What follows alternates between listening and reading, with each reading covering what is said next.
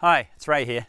We're going to walk across the farmland and sand dunes to Wharariki Beach. It takes about half an hour. Let's go.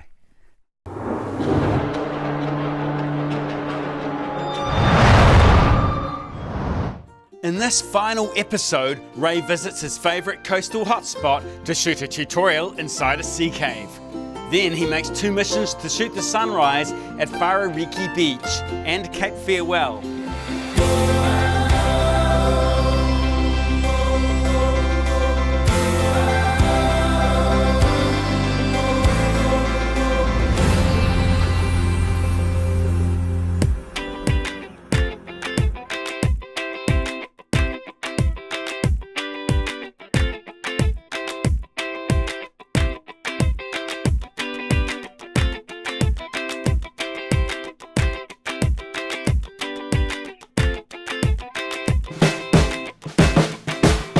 The holiday park at Wharariki is just 3 hours drive from Nelson, where we live.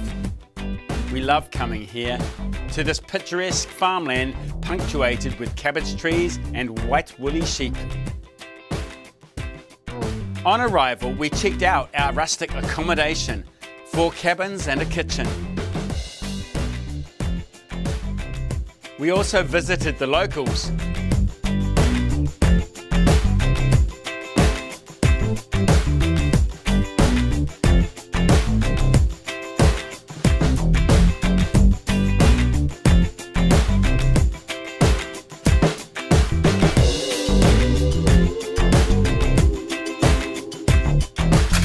And then went to bed early.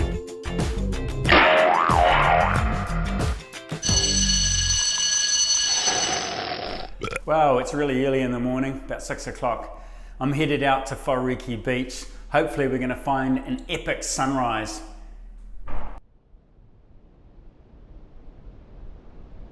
It's quite an easy walk over steep hill country and sand dunes to reach the beach.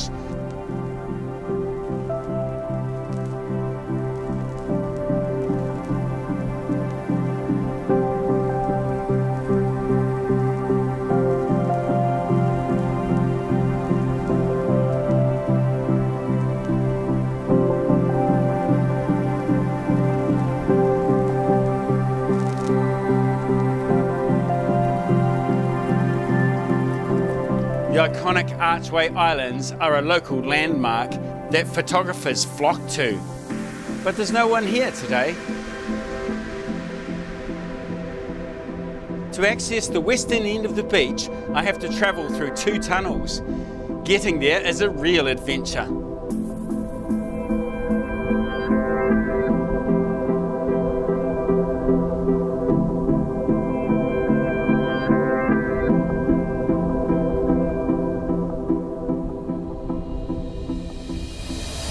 G'day, it's Ray here on my favourite beach. I've made an early morning dawn pilgrimage right to the very end of the beach by torchlight, trying to keep my feet dry at low tide.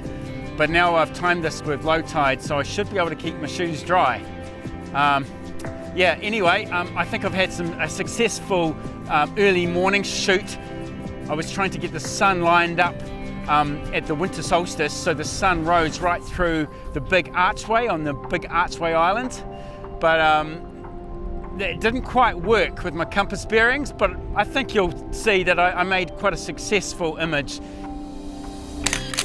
There was a huge bank of clouds which added a lot of drama to the image, and we got some nice orange light coming through the big archway. So I'm pretty happy with it. It's just great to be out here just walking around my favourite beach anyway. Yeah, I love it out here. Well, anyway, it's time now for me to head back down the beach before the tide comes in and traps me again.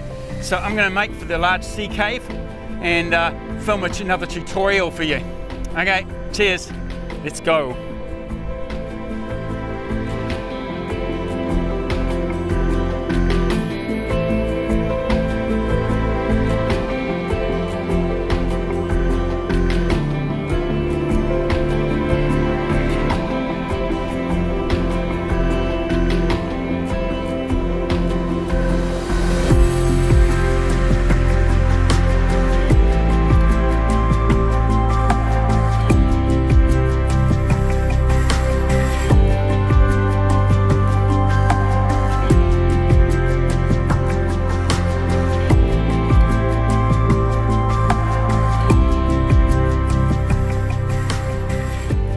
At low tide, there is a baby seal nursery.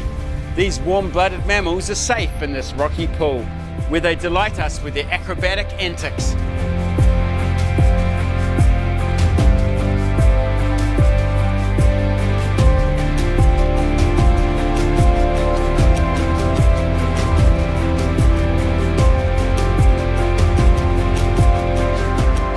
Right, I have arrived at the big sea cave.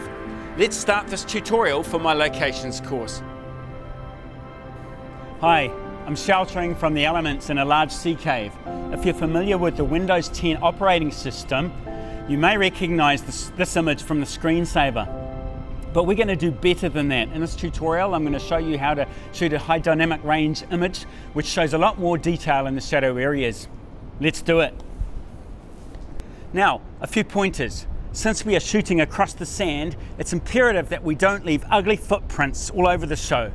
Secondly, beware of the dripping water hitting your gear and getting sand all through it.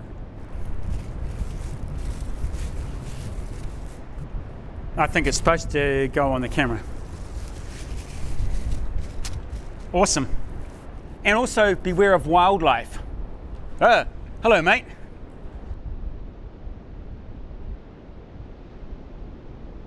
Because there's such a wide tonal range in the scene, from glaring sunlight to deep dark shadows, we're going to have to bracket our exposures. Set the DSLR to automatically expose the shot about 5 times.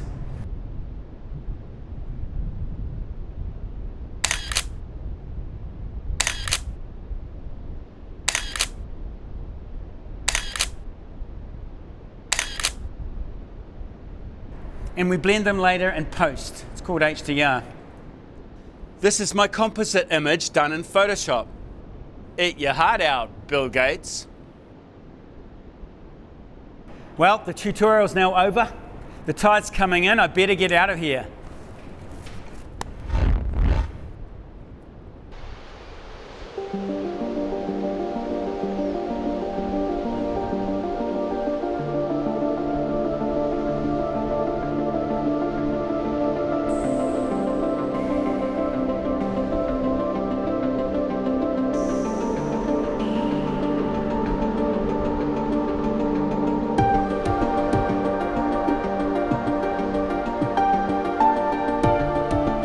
Next morning, I made another early start, this time to Cape Farewell. It was named by British sea captain James Cook.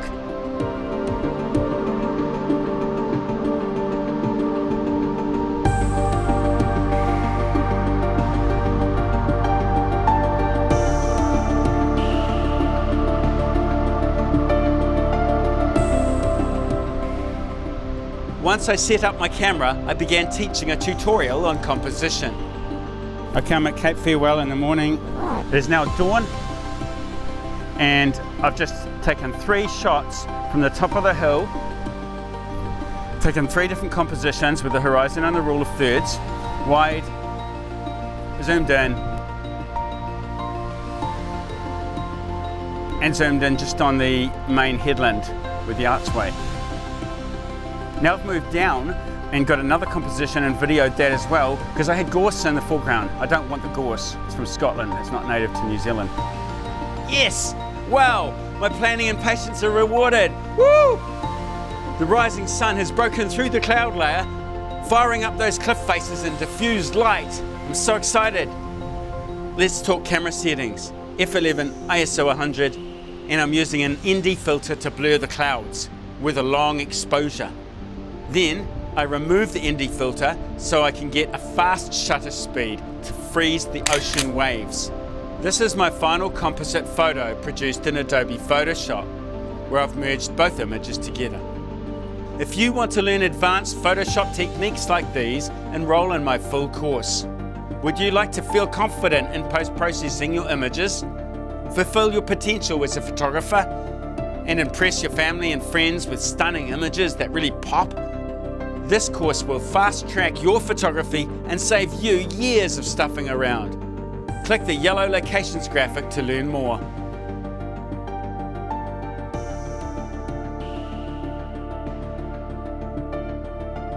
Or binge watch all 12 episodes as we travel around the South Island of New Zealand searching for the perfect photo.